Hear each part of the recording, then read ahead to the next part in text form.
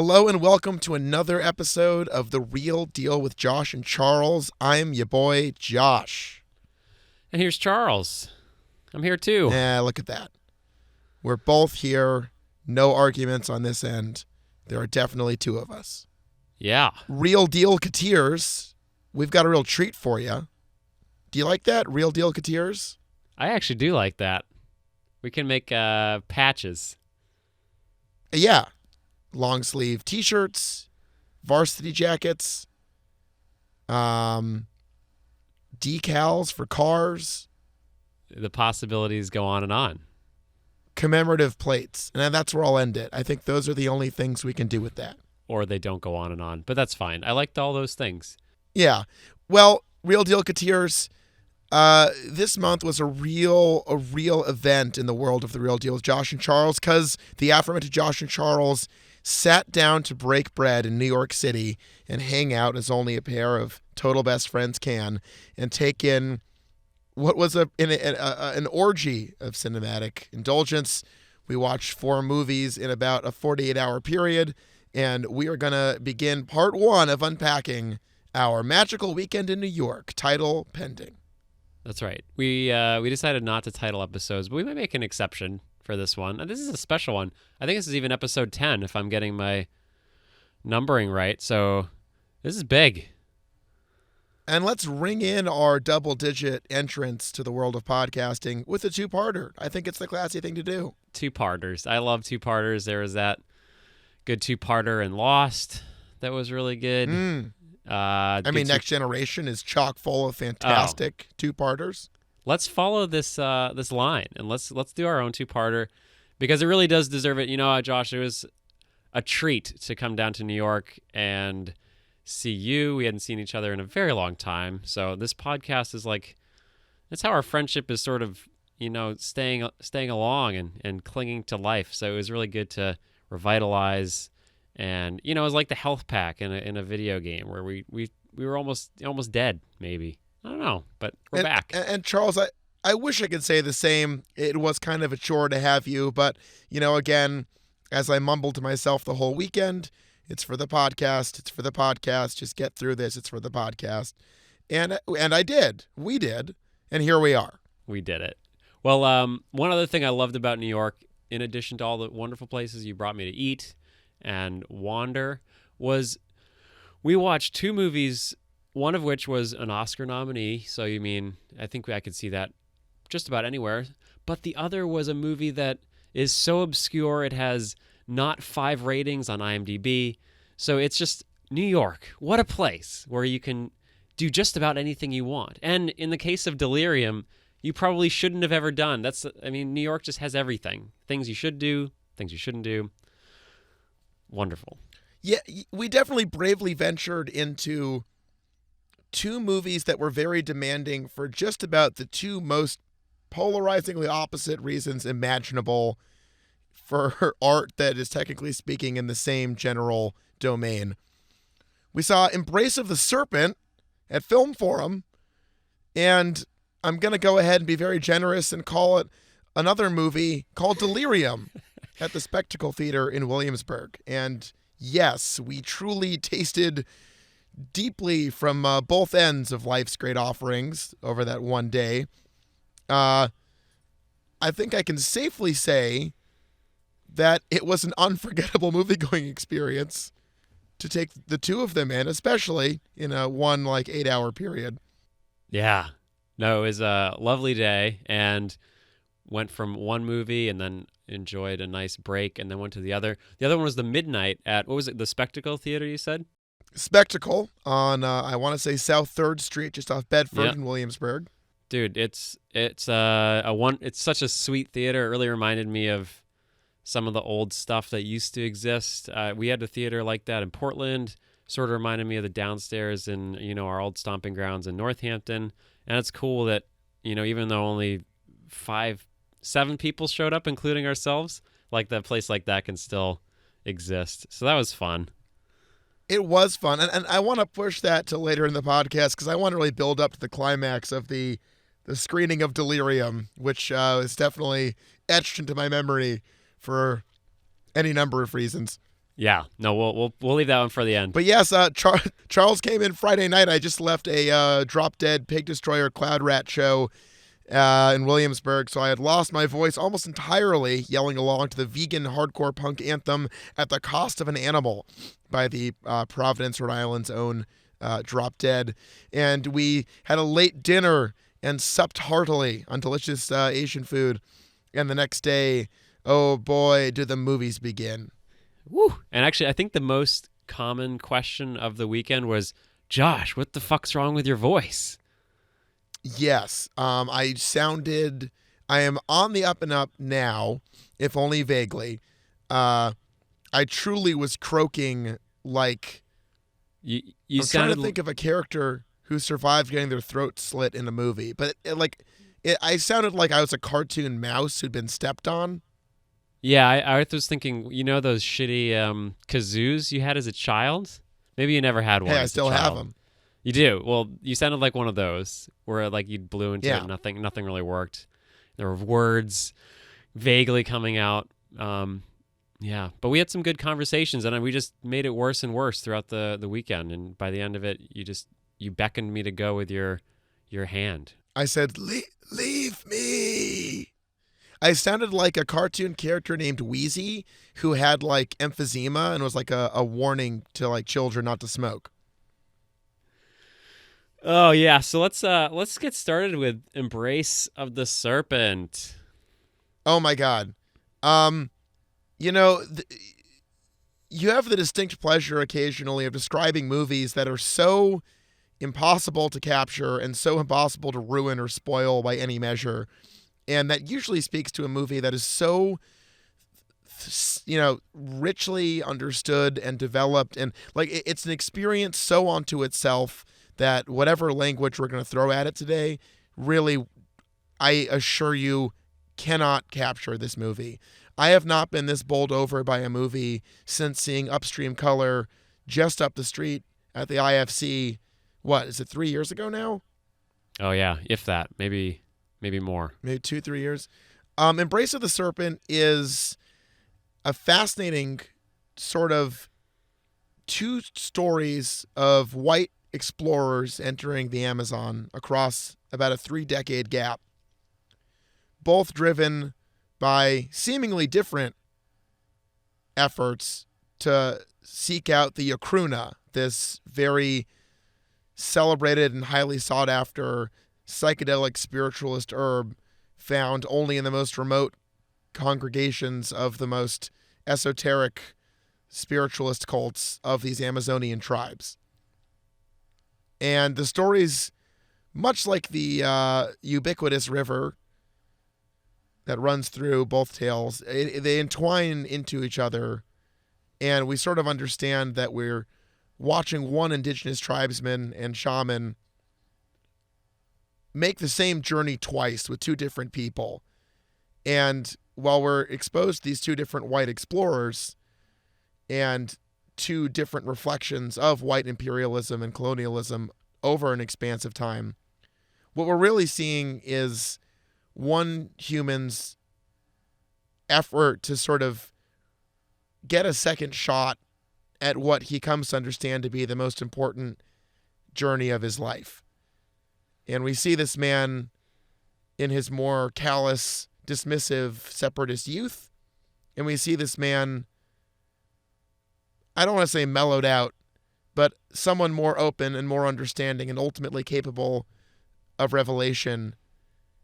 And it is just an unbelievable story about nature, about race, about what happens to the stories we tell ourselves about ourselves, how we continue culture through storytelling. It's so hard to not just like spout out dumb shit tropes at this movie that is so much better than my dumb brain. But oh my God, I loved that movie from start to finish. And I have to say, the measure in my mind of a really excellent movie is when a director builds up to one final shot that manages to encapsulate the story in a simple image. And the final moments of Embrace of the Serpent are among the finest films I've ever seen in my entire life. Yeah, no, that was a good finish. It's like, those perfectly worded final sentences to a novel. This movie, I won't spoil it for anyone because you should just go see it, and it would be hard to spoil. But yeah, no, it's true. This movie is a part. It's got so much going on. It seems so. I think the black and white really sort of cements it initially as a realistic film for some reason. I don't know why I think that way, but it starts in black and white. It seems very historical. Yeah, it's based on actual journal entries. You see actual events, and then slowly the movie actually becomes quite psychedelic. So it's like part Apocalypse Now, part 2001: A Space Odyssey. It just moves in such delicious ways where there's this one scene that I was unprepared for. It was amazing. There's this crazy scene where they visit this church, and you sort of expect it to be a normal experience, and that's when the movie just goes off in a completely other direction and just has some of the most vivid, wild imagery. And it's wonderful because it's so out of the blue for me anyway. I don't know if it was that way for you, but it hit me real hard. It was a great transition in the movie for me. Yeah, well, using this very simple and elegant and perfect structure of, taking a boat trip down a river, the movie sort of expands on both the economic and spiritual crises of, Western expansion into the Amazon. And we see a mutilated, suicidal rubber slave who begs for death at the hands of the travelers as they traipse through a forest of bleeding trees that are oozing rubber. But the church scene you talk about is where we sort of see this other kind of degradation of spirit, where this Catholic, monastery is essentially teaching children about pain and about subservience and about complete sacrifice to a messianic figure.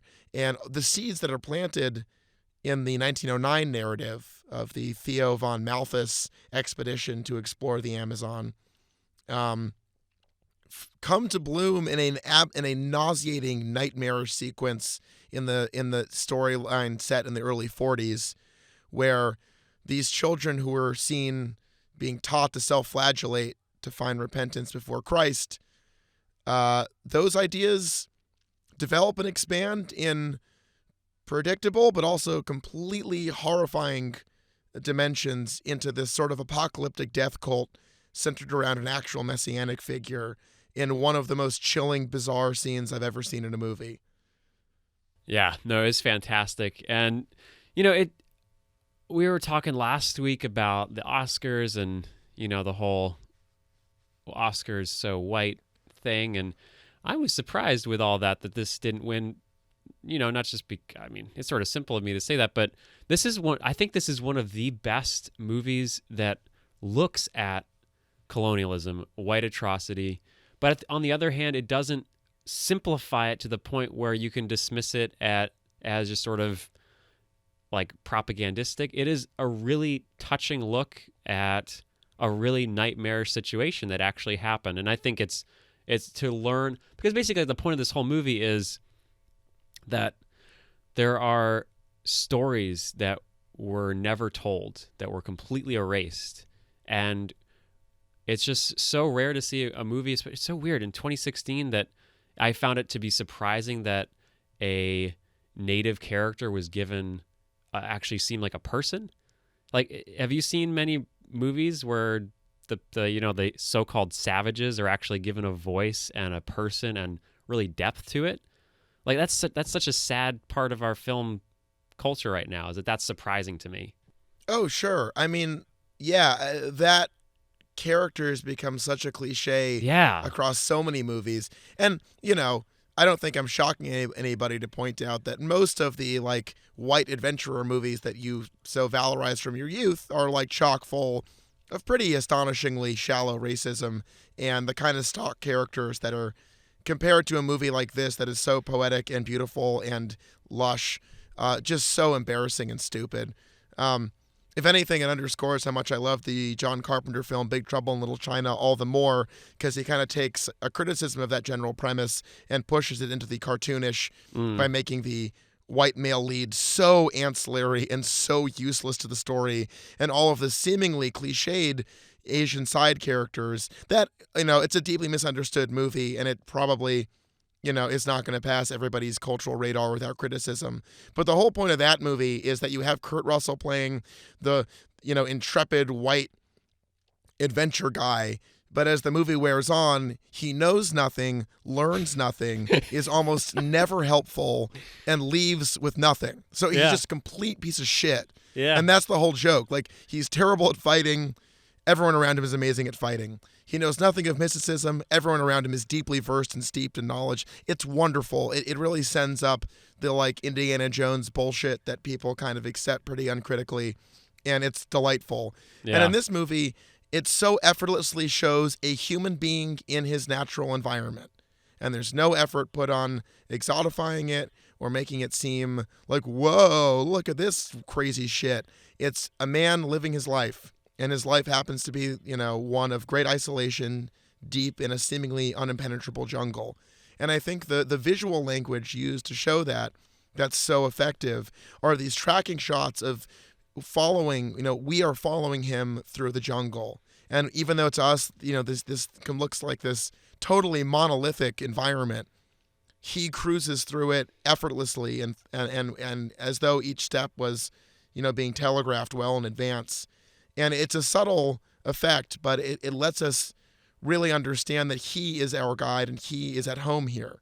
And I think that tells us more about his life and more about the Amazon than, elaborate sweeping shots of white people discovering things that have existed for thousands of years. Yeah, no, it's definitely his story. I liked earlier you talked about his 2 journeys down the river. This isn't, the white characters are there and they're necessary because it is about his... I can't pronounce the main character's name or even really remember it, but, it's about his journey into being, as you said, a young sort of, he gives up on, he realizes that there's no way to stop this. And rather than, give into it or fight it, he just goes and lives by himself and, lives with lots of regret. And it's about when he ages, he realizes that it was hopeless to fight this, but really the way to combat this is to really teach people. And this was an educational movie, not in that, you learned a little history, but it was more just about, I think it gives a great point that really the only way to attempt to resolve this is through communication. And at the end, that's really what it is. That last scene is just about a communication between 2 people. No, absolutely. And it's communicated. Having mentioned it twice now, I feel like we must try to capture exactly how that's communicated. But when Richard Evans Schultz, I want to say, the American father of ethnobotany, which is a study I did not heretofore know existed.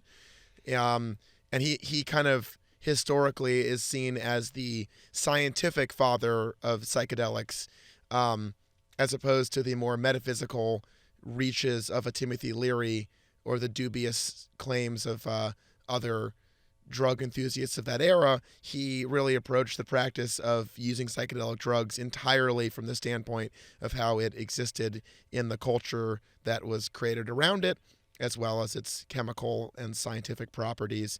But anyways, he goes during World War II, theoretically, to find this drug, this plant, the Acruna, to help refine a better kind of rubber for the war effort.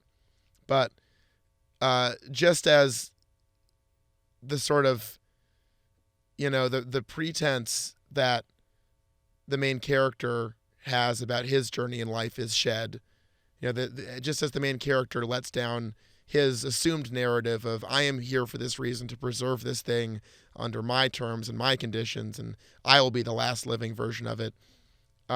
Schultz, too, understands he has to give up the pretense of his time in the Amazon, and he lets that mission slide when he realizes he has to, there's a very symbolic dumping of baggage into the river scene that is managed, that is the least corny version of that visual metaphor I've ever seen. But he does set aside that political or scientific mission and actually becomes a receptacle for the knowledge that he's about to, receive. And when he first sees this Amazonian man painting elaborate designs on a cave wall, he's surrounded by a massive fluttering horde of butterflies. And at the end of the film, after ascending to this mountaintop, imbibing the final flower of the Eucrina plant, and the film takes its detour into an absolutely breathtaking psychedelic experience. That's the first experience with color images in the film to that point. It's about an hour and 50 minutes in, so you're really... Yeah, it's the only one. And he wakes from his, ecstatic experience and runs around trying to find his guide. Finally, he paddles back to where he first met him, beneath the cave paintings. And as he stands on the edge of the river, that same flock of butterflies surrounds him and swirls around him, and it cuts to black. And man, killed me dead. Yeah, it was really breathtaking in a number of different ways. I'm meaning that literally. A number of scenes were just completely, the ending, it's not a surprise, but it's a wonderful culmination to both stories, and the fact that, our guide, the man whose journey ends finally, is passed along. And I think at the end it does, there's a little brief message about all these different stories that we'll never know. It was a really gentle look. I think that's one of the problems, speaking as a white man in this day and age. Obviously there's some issues, but this was a really, I think, one of the most thoughtful expressions of atrocity and those sorts of, human crimes done by... It's funny, we should have recorded the entire time we were together in New York, because before the movie and after the movie, we were talking about a lot of these same themes. And then we just saw this movie that pretty much made all of our conversations irrelevant because it talked about it in such a better way than we were. Yeah, well, I think, there's a sort of meta narrative to Embrace of the Serpent that is astounding in its beauty, where it's a Colombian director making a film about indigenous Colombian life, and the only sources of information he has about those worlds come from white explorers. Yeah. So the film seems like it's both his own reconciliation with the demands of history, as well as trying to understand what it was like for people, this very specific community, to find a way to let go of their own song and let it sing on in somebody else's lips and somebody else's words. Yeah, that resignation, that's really the only option. It must, yeah. Yeah, and we live in a time where, all the fears of mass homogenization that technology has imposed on us are becoming very real for any number of reasons. There are very specific ways people communicate and very specific choices you can make to either be a part of the world or not be a part of it. And more being a part of our world of instantaneous communication and constant monitoring and, incessant phone checking and notifications. You're either kind of in it or you're not in it at all. It's very hard to create those boundaries as we sit now and talk about this. And to see a movie that achingly shows someone come to the conclusion that there is no other way to exist than to give up the security of gripping your own story and gripping with your own two hands, being the one person who has it all. He learns to open that up, maybe to someone he never thought should or could carry on that story.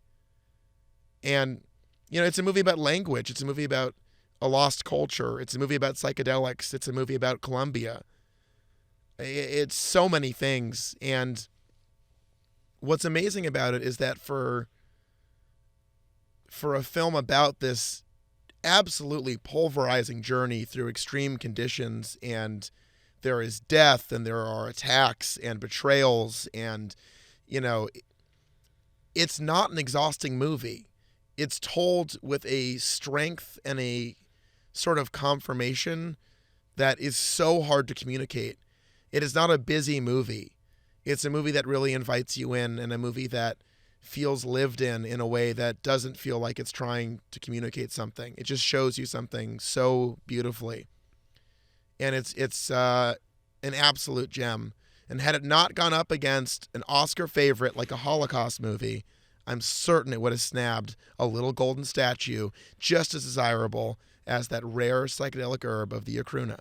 That's right, baby, an Oscar statuette. It deserved it, but the Oscars are pretty lame, so it's not a surprise that it didn't get anything. And as a Jew yourself, you must be pretty proud of, what was it, Son of Saul? Somebody. Yeah. You well, I haven't seen it yet. Oh, what? I know, right? To that guy's credit, I guess that was a first-time director, and it's seemed like a real fuck of a movie. Do you ever feel like the Oscar Best Foreign Picture category is just different oppressed ethnic groups trying to, churn out the most soul-sucking, violent representation of their oppression? I don't know. What else was up for the running this year? I don't know. I'm not the fucking dictionary. Shut up. That's not even what a dictionary's for. I'll look it up. Don't tell me what dictionaries are for. Okay. And speaking of dictionaries, yes? Charles, do you think even a dictionary to the film Delirium would have provided any insight into the film Delirium? No, I don't think so. Now, we were talking about debut pictures, and I believe this was Cosmotropia Dizam's first feature-length film. Oh, no, I don't think so, man. I think he's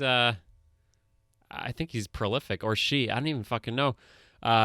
First of all, let's say why we were excited about this. Dude, film made by Cosmotropia Dizam. How could that go wrong? Right.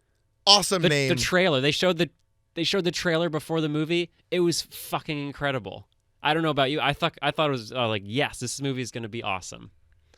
And all I know is I went to the website for the theater, and they were like, at midnight tonight, an experimental European art house horror film about parasites and paranoia and drug addiction and a city collapsing in on itself. And I was like, oh, sick. Like, how could this not be awesome? The poster. All those things sound great. It's fucking awesome. Everything about this movie right. is awesome, except for the movie, which was absolutely terrible. Yes. I would say, we've come to embrace a rating system on The Real Deal with Josh and Charles, where the only real question is, would you recommend someone to go see this movie? And for the first film we've discussed, if you didn't capture my completely over-the-top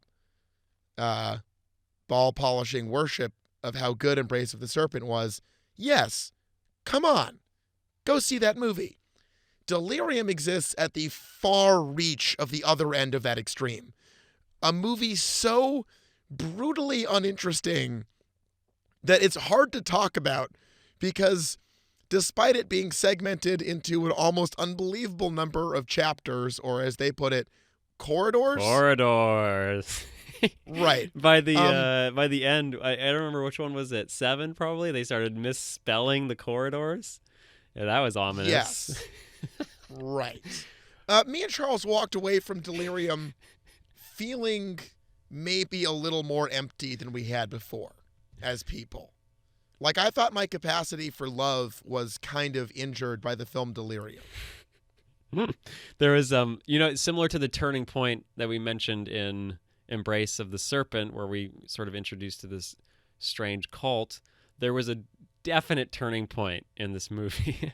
And I'm only going to say the one word, spiders. Yeah. Okay, so again, trying to describe Delirium is so thankless. Well, I didn't know what to think of it until that moment, and then I was like, okay, this movie is fucking awful, and now I can start laughing at it.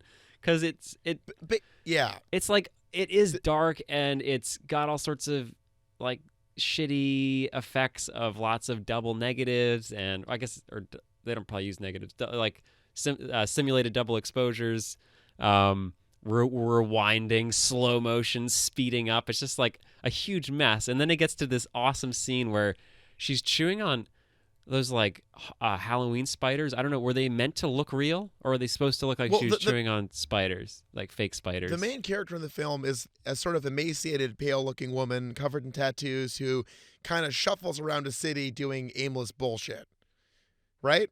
Yeah. There's like a throbbing soundtrack and a lot of just aimless bullshit. Who did the soundtrack? And House of Drugs? Oh my God, the soundtrack by Drug Culture? I forget. Is that what it was called? Drug Culture? I'm going to look it up right now. Okay. But I think it was I'm gonna hard post... techno band called Drug Culture, I want to say. Big shout out to Drug Culture. That was the best part.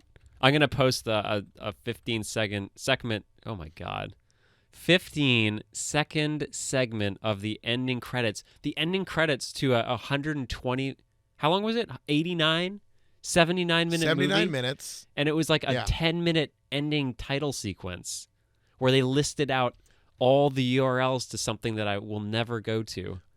No, they listed every sound sample mentioned, used in the film. They went like they used some website of free audio samples basically, and literally sample by sample listed the URL of each sample. Absolute madness, dude. It's Drug Machine. That's the name of the band, Drug Machine. Their LP is called Amnesia, and you can get it at phantasmusdiscs.bigcartel.com. So you certainly honestly, can. Probably the best part of the movie was the soundtrack.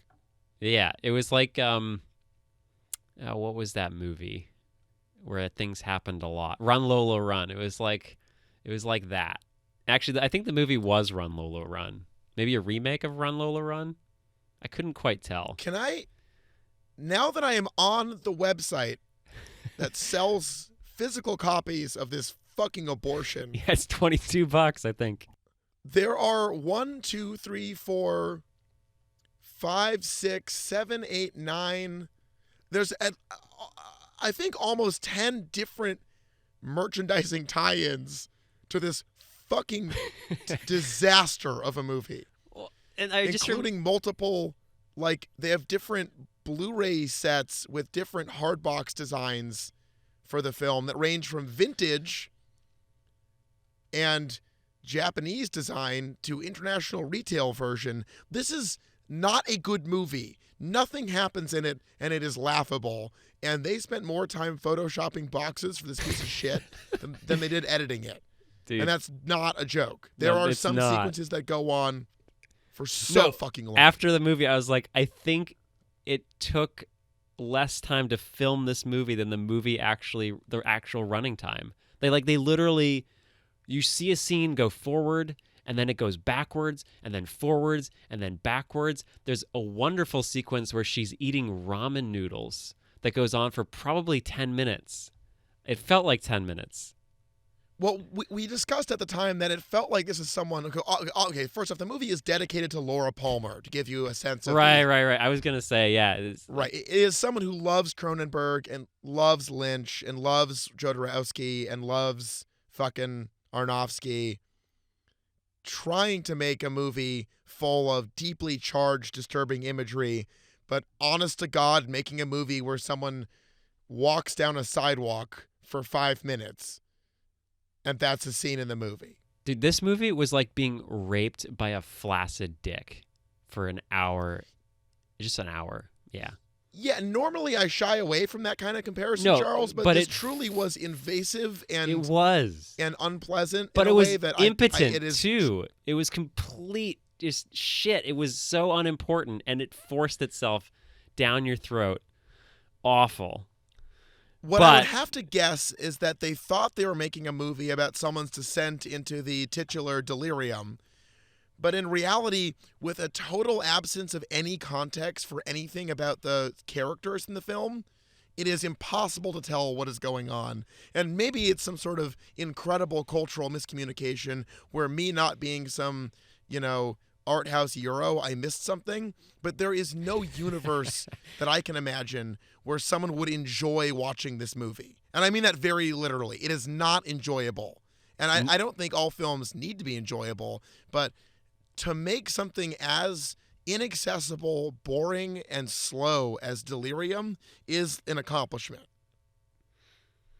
Oh, yeah. And I want to set the stage, too, for our listeners. So we get there.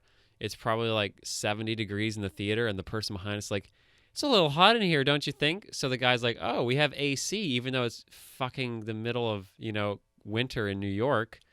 So it drops to probably 60 degrees, I would guess, in there.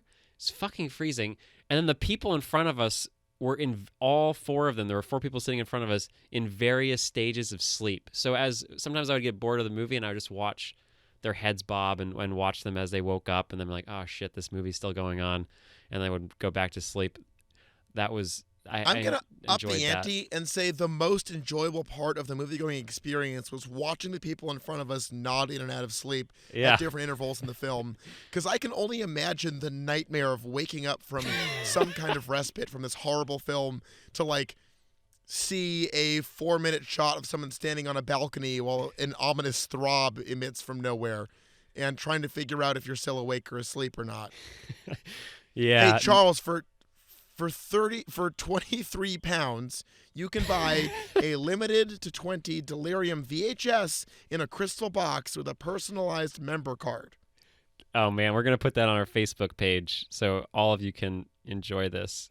Okay, so let me say this: me and Charles enjoy bad movies in a very this is fun, delightful. There are some things that are so shit that you cannot help but worship at their altar because it's like only true incompetence could think of some of these things. They're so clever in their terribleness. For example, we went through a pretty long infatuation with a movie that I really, really, truly love called Star Crash, which was a brutal, brutal effort by some Italian man to cash in on Star Wars by making what is essentially the worst possible photocopy of an idea, of a memory, of a suggestion about Star Wars ever. It is a total shit heap. I mean, it is, really bad. We hypothesized that the cast was originally chosen to star in a sort of, I'm guessing piss fetish video, because there's a lot of latex and stuff. But, Star Crash, which from 1978, is, a marvelous piece of shit. I would show anyone Star Crash. It's great. Oh, absolutely. Now, Delirium is a movie so bitterly awful that there would be absolutely no joy in subjecting somebody else to this. I would feel so horrible if anyone who heard this conversation went out and saw Delirium, as if that was possible. Though I'm sure it'll be on Vimeo in a week or something. No, I already checked. I checked brutal. Cosmo's Vimeo page. He cares about this movie so much that he does not allow it on the viewing internet zone for free. He expects us to pay for it. Yeah, and that is so enthusiastic on the filmmaker's part. I admire that kind of tenacity. If you really shit out a real brick like this, and again, it is the conclusion of the movie, unless I'm much mistaken, is basically a 5 to 10 minute long unbroken sequence of shots of dark hallways. Right? Yeah, I loved it. No. That was the best part of the movie. It was okay, but it went on again for way too long. The best part of the movie was when she's sitting in the back of the cab and somebody on the radio is telling us everything that we should have known happened if there had been any dialogue or coherent sense to the rest of the movie. So we watch it for 70 minutes and then there's a 5 minutes of a guy explaining what actually happened, and then we go to the corridor scene. Well, let me pull from the definition of the word delirium. It's an organically caused decline from a previously attained base level of cognitive function. And let me tell you, this movie is definitely a decline from a previously attained base level of cognitive function. No one's going to argue with that.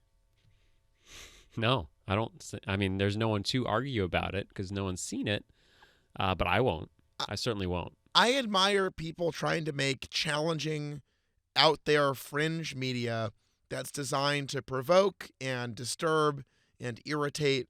And I get that. That's cool. I like things like that. I have definitely sat through some really weird movies that are designed to be pretty unlikable because, you go through this excruciating process and you sort of leave having felt something. If that might be a thin excuse to do something, but it's out there. There is nothing in Delirium. It is a very, very sad attempt to use atmosphere as an excuse for content, and it fails so thoroughly. I mean, that was such a long hour and 20 minutes, Charles. Nearly endless. And it's because the person who made it has no fucking idea what they're doing. It's like if someone knew how to edit film and shoot something and, because it was all about atmosphere and, I love a atmospheric movie. But we've already talked a little bit about all the directors who've obviously inspired this movie who are very good at making atmospheric movies that are actually substantial. But actually, I just thought of that scene that I mentioned earlier where there's just like, we watch a lady eat ramen noodles and smoke a bunch of cigarettes for a really long time. Well, it's pretty much a direct ripoff of a scene from Wong Kar-wai's Fallen Angels.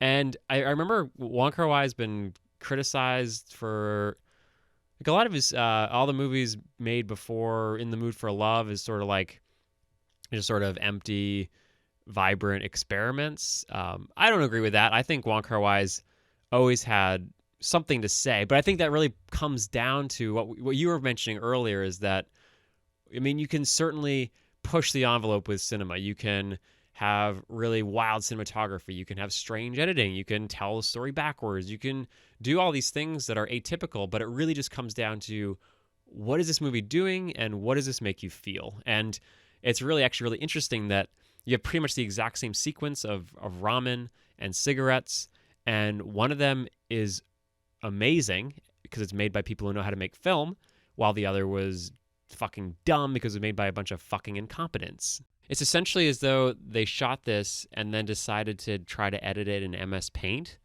and then realized that MS Paint, you can't edit video, but still just tried to do it anyway. It's just the production value was so terrible.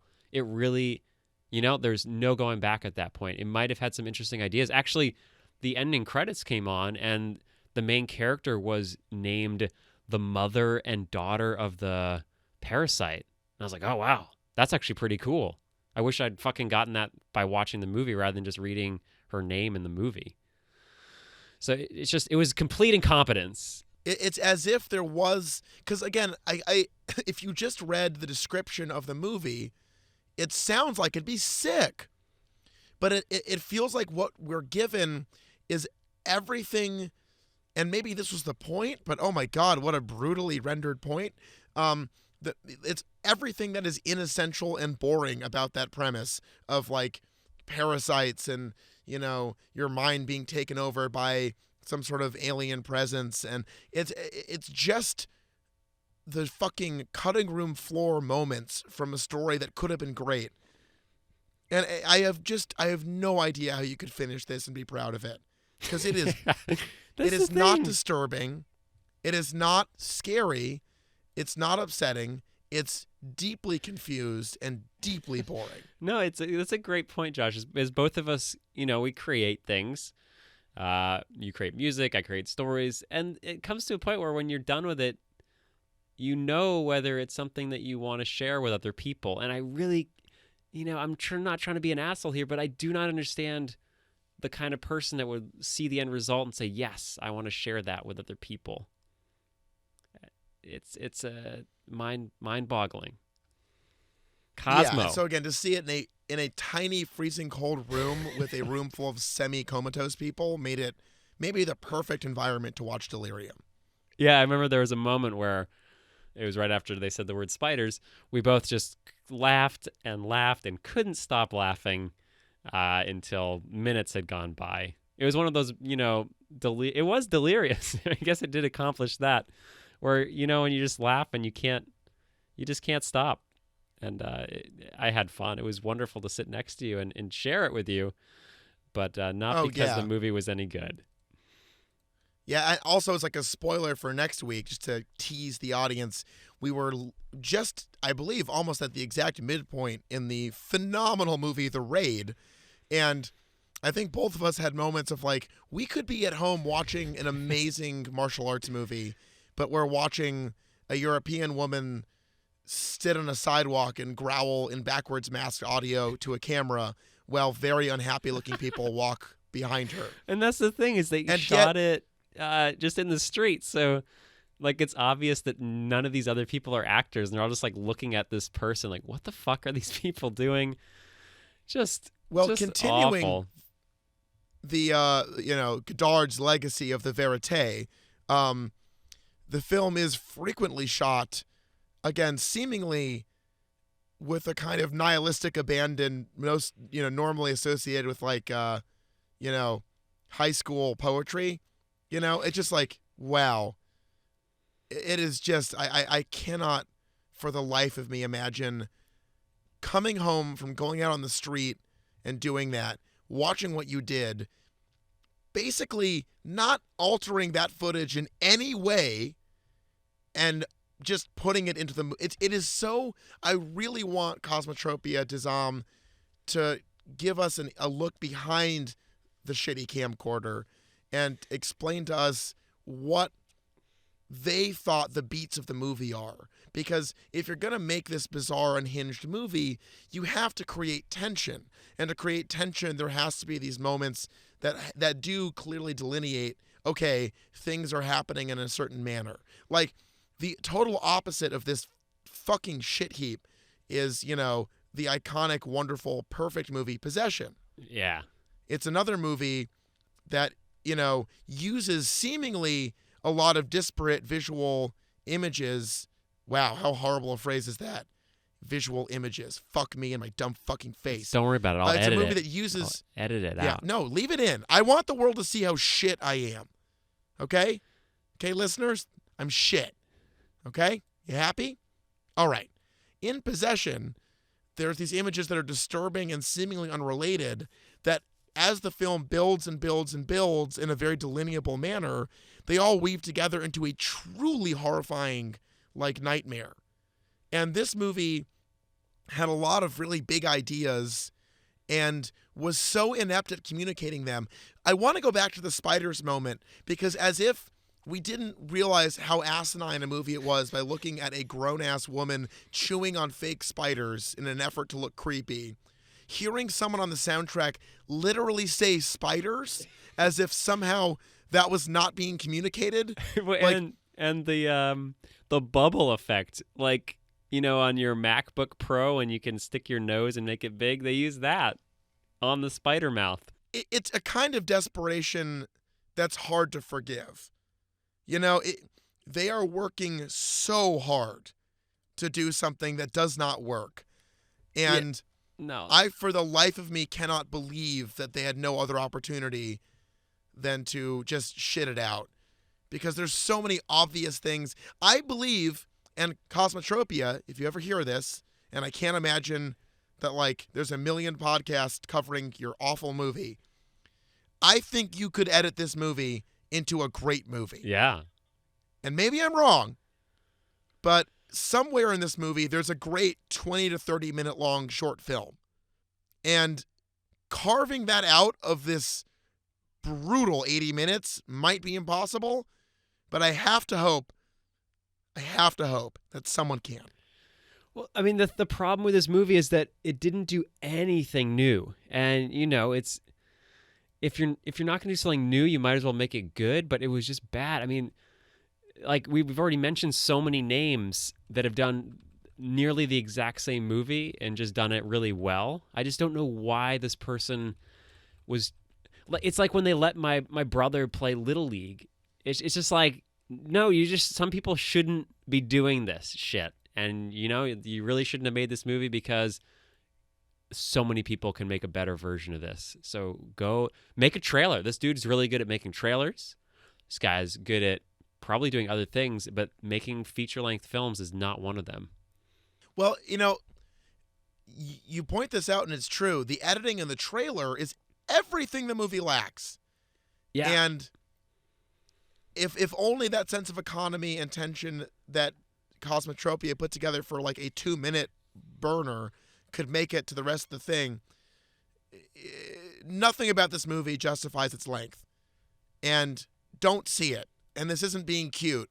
Like, do not see this movie. Watch the trailer, imagine what you think it's like, and then walk the fuck away.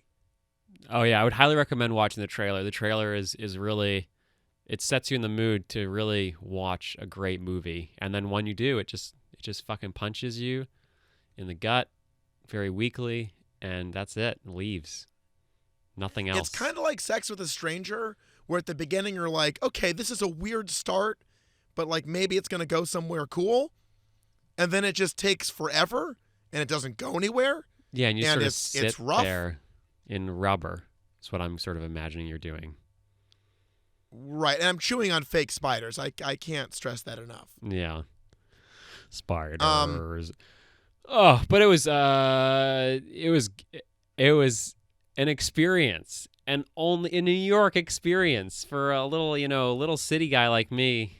I have to just take what I can get when I get down there, because there's so much to do, so many people. Well, you're kind of this dumb fuck hayseed. Yeah. I don't know if that comes off harsh.